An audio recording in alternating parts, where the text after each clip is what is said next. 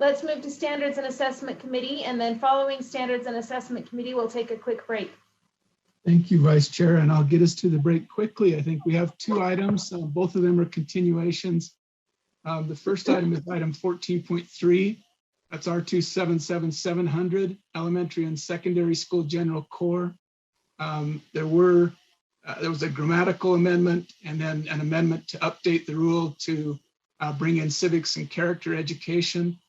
And one add by the committee was to change informal assessments to an implementation of formative assessment practices.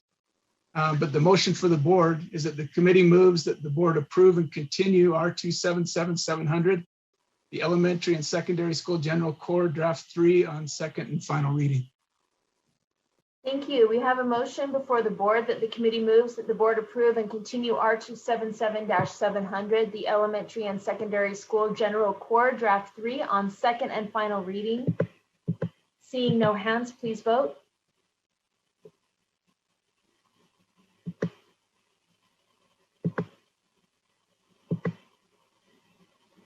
Board Member Earl.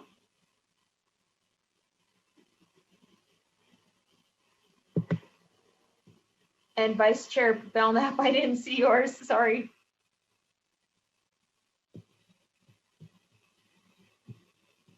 I'm used to it coming off automatically, so I'm leaving it.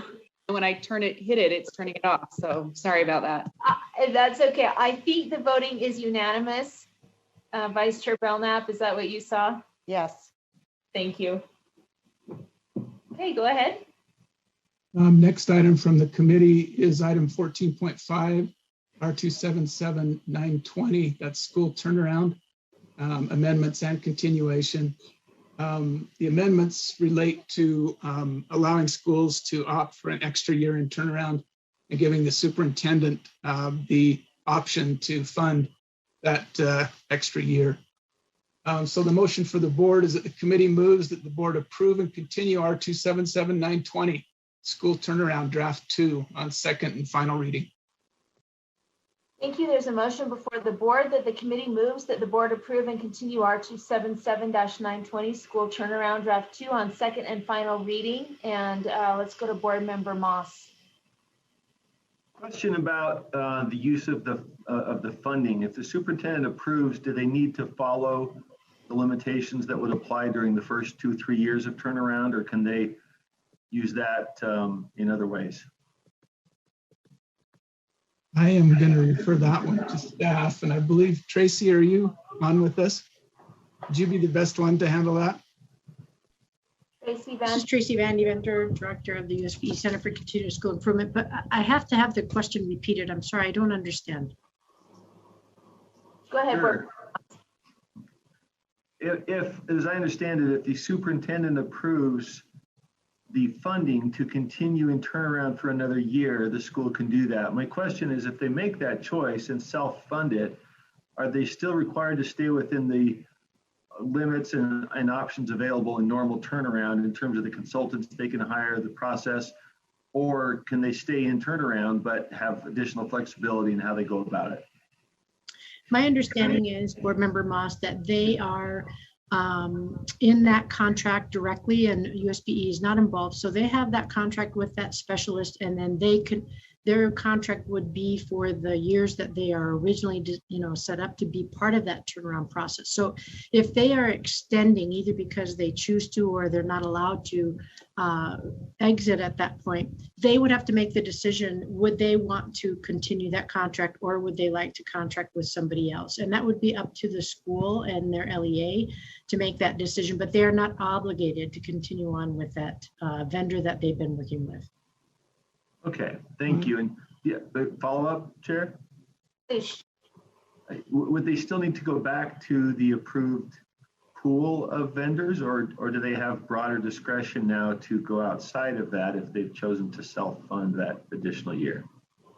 Understanding they could leave the relationship, right? Or do they still follow the restrictions of normal turnaround? The funding that would be set aside for state turnaround needs to be directly selected from the list that has been approved.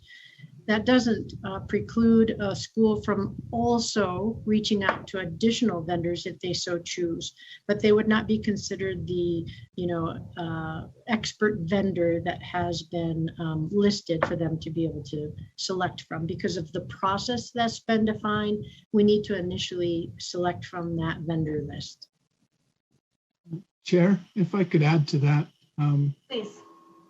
Yeah, looking at what we added, Jim, to the rule, the very last, it's 452 to 454. In the section, it says that the school, if they elect to remain, they shall provide a request for resources to the superintendent, including the proposed uses of resources for the school's additional year in turnaround. So they're still in the turnaround program hasn't changed, but the superintendent, I believe, has some flexibility as to what resources to approve and how to deal with that. Thank you. Got it. Okay. Thank you.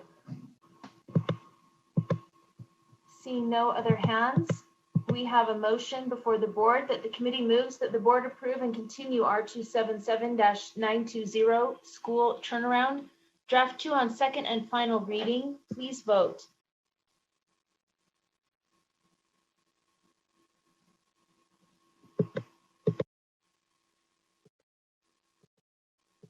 The voting appears unanimous.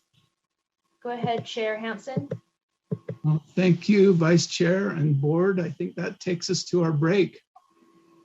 Appreciate it. Fabulous. So we have a 15-minute break. So let's meet back here at 3:17.